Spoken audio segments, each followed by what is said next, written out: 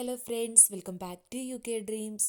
ഇന്നത്തെ നമ്മുടെ വീഡിയോ എന്ന് പറയുന്നത് നമ്മളെപ്പോഴും കൂടുതലായിട്ടും കോൺസെൻട്രേറ്റ് ചെയ്തിട്ടുള്ളത് കെയർ അസിസ്റ്റൻ്റ് ജോബിനെ കുറിച്ചും അതിൻ്റെ ഇൻ്റർവ്യൂ ക്വസ്റ്റ്യൻസും അതുപോലെ തന്നെ ബെനിഫിറ്റ്സ് അങ്ങനെയുള്ള കാര്യങ്ങളൊക്കെയാണ്.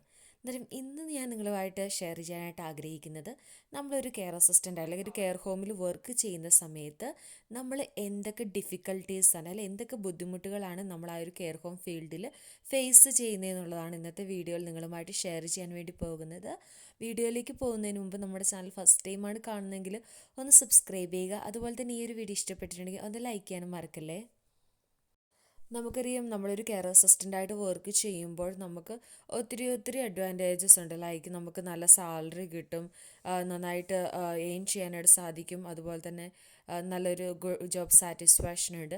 അങ്ങനെ ഒത്തിരി അഡ്വാൻറ്റേജ് ഉണ്ട്. എന്നാൽ അതിൽ കൂടുതലായിട്ട് എനിക്ക് പറയാനുള്ള നമ്മൾ കുറച്ച് ഡിഫിക്കൽട്ടീസ് ഫേസ് ചെയ്യുന്നുണ്ട്. എന്തൊക്കെ ഡിഫിക്കൽട്ടീസാണ് ഫേസ് ചെയ്യുന്നതെന്നുള്ളതാണ് ഇന്ന് ഞാൻ പറയാൻ വേണ്ടി പോകുന്നത്. അതിൽ ഫസ്റ്റ് എന്ന് പറയുന്നത് നമ്മളിപ്പോൾ റെസിഡൻസുമായിട്ട് വർക്ക് ചെയ്യുന്ന ടൈമിൽ നമ്മൾ ഓട്ടോമാറ്റിക്കലി അവരുമായിട്ടൊരു ബോണ്ട് അല്ലെങ്കിൽ അവരുമായിട്ടൊരു റിലേഷൻഷിപ്പ് നമുക്കുണ്ടാകും. അന്നേരം നമ്മളെപ്പോഴും അവരെ കാണുന്നു, അന്നേരം അവരെ ഹെൽപ്പ് ചെയ്യുന്നു, അന്നേരം അവർ നമ്മളോട് ഇൻട്രാക്ട് ചെയ്യുന്നു. അന്നേരം നമ്മൾ നമ്മുടെ ഗ്രാൻഡ് പേരൻസിനെ പോലെ കണ്ട് നമുക്ക് അവരോടൊരു ബോണ്ട് ഉണ്ടാവും. പക്ഷെ ചില സമയത്ത് പെട്ടെന്നായിരിക്കും എനിക്ക് നമുക്കൊരു എക്സ്പീരിയൻസ് ഉണ്ടായിട്ടുള്ളൂ. കാരണം ഇപ്പോൾ ഡേ ഷിഫ്റ്റ് കഴിഞ്ഞ് നെക്സ്റ്റ് ഡേ വരുമ്പോഴായിരിക്കും പെട്ടെന്ന് അവർ മരിച്ചുപോയി എന്നൊക്കെ അറിയുമ്പോൾ നമുക്ക് പെട്ടെന്നത് സഹിക്കാൻ വേണ്ടി പറ്റത്തില്ല നമുക്ക്. കാരണം നമ്മൾ ഇന്നലെ വരെ കണ്ട് പെട്ടെന്ന് മരിച്ചു പോയി എന്നൊക്കെ പറയുമ്പോൾ നമുക്ക് ഭയങ്കര ഒരു ബുദ്ധിമുട്ടായിരിക്കും. അന്നേരം നമ്മൾ കൂടുതൽ അവരുമായിട്ട് അറ്റാച്ച്ഡ് ആയി കഴിയുമ്പോൾ നമ്മൾ പെട്ടെന്ന് അവർ മരിച്ചു എന്നൊക്കെ പറയുമ്പോൾ നമുക്കതൊരു ഇമോഷണലി നമുക്കൊരു വളരെ ഒരു മെൻ്റലി അല്ലെങ്കിൽ ഇമോഷണലി നമുക്ക് വളരെ ഒരു ബുദ്ധിമുട്ടുള്ള കാര്യമാണ്. സോ അതാണ് ഞാനിവിടെ വന്നതിൽ നമ്മൾ അനുഭവിച്ചിട്ടുള്ള ഒരു ബുദ്ധിമുട്ട് അല്ലെങ്കിൽ ഒരു ഡിഫിക്കൽട്ടി എന്ന് പറയുന്നത്. അടുത്തൊരു ഡിഫിക്കൽട്ടി എന്ന് പറയുന്നത് നമുക്കറിയാം, നമ്മളിപ്പോൾ ഒരു റെസിഡൻറ്റിനെ അല്ലെങ്കിൽ നമ്മളൊരു പേഷ്യൻറ്റിനെ നമ്മൾ കെയർ ചെയ്യുന്ന ടൈമിൽ നമ്മൾ അവർ കെയർ ചെയ്യുന്നത് പോലെ തന്നെ മറ്റു ഇമ്പോർട്ടൻ്റ് ആയിട്ടുള്ള കാര്യമാണ്. കാരണം ഇവർക്ക് ഫാമിലി ഉണ്ടാവും, അവർക്ക് വിസിറ്റേഴ്സ് ഉണ്ട്. അന്നേരം അവരുടെ ഫാമിലിക്ക് എന്തെങ്കിലും കംപ്ലയിൻസ് കാര്യങ്ങളുണ്ടെങ്കിൽ അത് ഡീൽ ചെയ്യുക എന്നുള്ളത് അടുത്ത ഇമ്പോർട്ടൻ്റ് അല്ലെങ്കിൽ ഒരു ഡിഫിക്കൽട്ട് ആയിട്ടുള്ള ഒരു ടാസ്ക് തന്നെയാണ്. ചില നല്ല റെസിഡൻസിൻ്റെയൊക്കെ ഫാമിലി ഭയങ്കര സപ്പോർട്ടായിരിക്കും, അവർ നമ്മളെ നന്നായിട്ട് നല്ല രീതിയിൽ. പക്ഷേ ചില ഫാമിലീസ് ഉണ്ട്, അവർക്ക് എത്ര നമ്മൾ ചെയ്തു കൊടുത്തിട്ടുണ്ടെങ്കിലും അവർ സാറ്റിസ്ഫൈഡ് ആയിരിക്കില്ല. അന്നേരം അവർ കംപ്ലയിൻറ്റ് ചെയ്യും, അവർ മാനേജ്മെൻറ്റിൻ്റെ അടുത്ത് പോയിട്ട് കംപ്ലയിൻറ്റ് ചെയ്യും. അന്നേരം അങ്ങനെ ഒരു ഡിഫിക്കൽട്ടീസ് ഉണ്ടാകുന്നത് ഈ ഒരു കെയർ വർക്കേഴ്സ് അല്ലെങ്കിൽ അവരേറ്റവും കൂടുതൽ ഫേസ് ചെയ്യുന്ന ഒരു ബുദ്ധിമുട്ട് തന്നെയാണ്.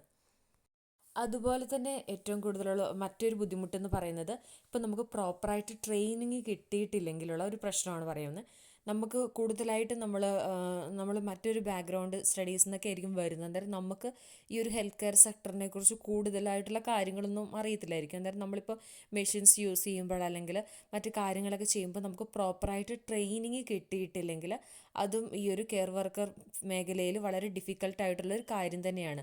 കാരണം അവരെ കെയർ ചെയ്യുമ്പോൾ അല്ലെങ്കിൽ മെഷീൻസ് യൂസ് ചെയ്യുന്ന ടൈമിൽ അല്ലെങ്കിൽ മറ്റു കാര്യങ്ങളെക്കുറിച്ചൊന്നും നമുക്ക് വ്യക്തമായിട്ടുള്ള ട്രെയിനിങ് അല്ലെങ്കിൽ നമുക്ക് വ്യക്തമായിട്ടുള്ള നോളേജ് ഇല്ലെങ്കിൽ അതും നമ്മൾ കെയർ ഹോം മേഖല അല്ലെങ്കിൽ കെയർ അസിസ്റ്റൻ്റായിട്ട് വർക്ക് ചെയ്യുമ്പോൾ ഫേസ് ചെയ്യുന്ന ഒരു വലിയ ഡിഫിക്കൽട്ടി തന്നെയാണ്. അതായത് ഇപ്പോൾ നമുക്ക് ഡിമെൻഷ്യ ഒക്കെ ഉള്ളവർക്ക് അടുത്ത് ഭയങ്കര അഗ്രസീവായിട്ടുള്ള റെസിഡൻസ് കാര്യങ്ങളൊക്കെ ഉണ്ടാവും.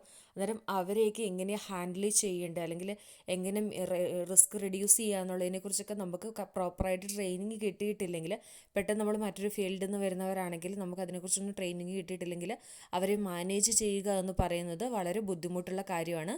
അന്നേരം പ്രോപ്പറായിട്ടുള്ള ട്രെയിനിങ് കിട്ടുക എന്നുള്ളത് ഏറ്റവും ഇമ്പോർട്ടൻ്റ് ആയ കാര്യമാണ്. ട്രെയിനിങ് കിട്ടിയിട്ടില്ലെങ്കിൽ അതൊരു വലിയൊരു ഡിഫിക്കൽട്ടി തന്നെയാണ്. അതുപോലെ തന്നെ മറ്റൊരു ഡിഫിക്കൽട്ടി നമ്മൾ ഫേസ് ചെയ്യുന്ന പറഞ്ഞിട്ടുണ്ടെങ്കിൽ, നമ്മളിപ്പോൾ ഒരു കെയർ ഹോമിൽ വർക്ക് ചെയ്യുമ്പോൾ ഏറ്റവും കൂടുതൽ വേണ്ടത് ഒരു ടീം വർക്കായിട്ടാണ് നമ്മൾ ചെയ്യുന്നത്. അതായത് ഇപ്പോൾ നമ്മൾ ഒരാൾ മാത്രമായിരിക്കുമല്ലോ ഇപ്പം വർക്ക് ചെയ്യുന്നത്, നമ്മുടെ കൂടെ ഒരു ടീമായിട്ടായിരിക്കും, ഒന്നോ രണ്ടോ ആൾക്കാർ കാണും. അന്നേരം ഏറ്റവും നന്നായിട്ട് നല്ല ടീം വർക്കോടുകൂടി ഒരേപോലെ നമ്മൾ ചെയ്തെങ്കിൽ മാത്രമേ നമുക്ക് നല്ല രീതിയിൽ ആ ഒരു വർക്ക് ഫിനിഷ് ചെയ്യാനായിട്ട് സാധിക്കുകയുള്ളൂ. ഇപ്പോൾ ഒരാളിപ്പോൾ ലേസി ആയിട്ട് അല്ലെങ്കിൽ ഒരാളിപ്പോൾ തൊടുത്ത് അല്ലെങ്കിൽ ചെയ്യാതെ ഇങ്ങനെ നിൽക്കുകയോ അങ്ങനെയൊക്കെ ചെയ്യുകയാണെങ്കിൽ അത് മറ്റ് ചെയ്യുന്ന സ്റ്റാഫിനെ സംബന്ധിച്ചിടത്തോളം ഭയങ്കര ഡിഫിക്കൽട്ടായിട്ടുള്ളൊരു ഇത് തന്നെയായിരിക്കും. കാരണം അവരുടെ ഡ്യൂട്ടിയും കൂടെ നമ്മൾ ചെയ്യേണ്ടതായിട്ട് വരും. അങ്ങനെയുള്ള പ്രശ്നങ്ങളും കെയർ അസിസ്റ്റൻ്റ് ഫീൽഡിൽ അനുഭവിക്കുന്നതാണ്. അതുപോലെയുള്ള മറ്റൊരു ഡിഫിക്കൽട്ടി എന്ന് പറയുന്നത് കൂടുതലും നമുക്കുണ്ടാകുന്ന ഷിഫ്റ്റ് എന്ന് പറയുന്നത് 12 hour ഷിഫ്റ്റ് ആയിരിക്കും.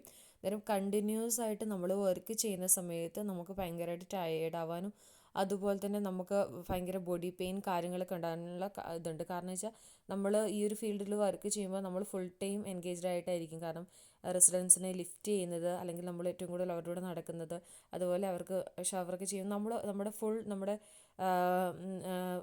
ഫുൾ ടൈം നമ്മൾ എൻഗേജ്ഡ് ആയിട്ടായിരിക്കും ഇരിക്കുന്നത്. അങ്ങനെ വരുമ്പോൾ ഈ ഓവറായിട്ട് അല്ലെങ്കിൽ നമ്മൾ കണ്ടിന്യൂസ് ആയിട്ട് ഷിഫ്റ്റ് ചെയ്യുന്ന ടൈമിൽ നമുക്ക് ഭയങ്കര ടയേർഡ്നെസ്സും കാര്യങ്ങളൊക്കെ ഉണ്ടാവുന്നുണ്ട്. അതുപോലെ തന്നെ ഏറ്റവും കൂടുതൽ നമ്മൾ ബുദ്ധിമുട്ടിക്കുന്ന മറ്റൊരു കാര്യം എന്ന് പറയുന്നത് നമ്മുടെ റെസിഡൻസിനോട് അല്ലെങ്കിൽ അവരുമായി ഡീൽ ചെയ്യുന്ന സമയത്ത് അവരുടെ അടുത്തുനിന്നുണ്ടാവുന്ന അഗ്രസീവായിട്ടുള്ള ബിഹേവിയർ കാര്യങ്ങളൊക്കെയാണ്.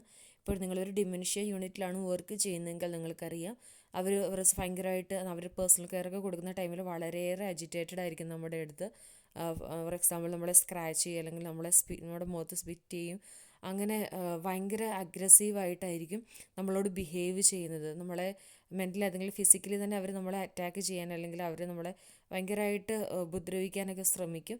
അന്നേരം അതും നമ്മൾ ഈ ഒരു കെയർ അസിസ്റ്റൻ്റ് മേഖലയിൽ ഫേസ് ചെയ്യുന്ന ഒരു ഡിഫിക്കൽട്ടിയാണ്. സോ ഇതൊക്കെയാണ് നമ്മൾ കെയർ അസിസ്റ്റൻ്റായിട്ട് വർക്ക് ചെയ്യുമ്പോൾ ഫേസ് ചെയ്യുന്ന ഡിഫിക്കൽട്ടീസ് എന്ന് പറയുന്നത്. പ്രധാനപ്പെട്ട പോയിൻറ്റ്സ് മാത്രമാണ് ഞാൻ പറഞ്ഞത്, കൂടുതൽ കാര്യങ്ങളൊക്കെ ഉണ്ട്. അന്നേരം പക്ഷെ നമ്മൾ ഈ ഒരു ജോബ് വളരെ ആത്മാർത്ഥമായിട്ട് അല്ലെങ്കിൽ വളരെ ഇതായിട്ട് ചെയ്യുവാണെങ്കിൽ നന്നായിട്ട് ഏൺ ചെയ്യാനും, നല്ല മണി സേവ് ചെയ്യാനും, അതുപോലെ തന്നെ നല്ലൊരു റിലേഷൻഷിപ്പ് മെയിൻറ്റെയിൻ ചെയ്തിട്ടാണെങ്കിൽ നന്നായിട്ട് വർക്ക് ചെയ്യാനും നല്ലൊരു ഫീൽഡ് തന്നെയാണ് കെയർ അസിസ്റ്റൻ്റ് മേഖല എന്ന് പറയുന്നത്. ഒത്തിരി പോസിറ്റീവും ഉണ്ട് അതിൽ. എനിക്ക് അനുഭവപ്പെട്ടിട്ടുള്ള അല്ലെങ്കിൽ കണ്ടിട്ടുള്ള കുറച്ച് ഡിഫിക്കൽട്ടീസ് ആണ് ഇന്ന് നിങ്ങളുമായിട്ട് ഷെയർ ചെയ്തത്. അന്നേരം വീഡിയോ ഇഷ്ടപ്പെട്ടിട്ടുണ്ടെങ്കിൽ ലൈക്ക് ചെയ്യുക, ചാനൽ സബ്സ്ക്രൈബ് ചെയ്യുക. നിങ്ങൾ തരുന്ന എല്ലാ സപ്പോർട്ടിനും ഒത്തിരി നന്ദി പറയുന്നു. Thanks for watching my video. Thank you all.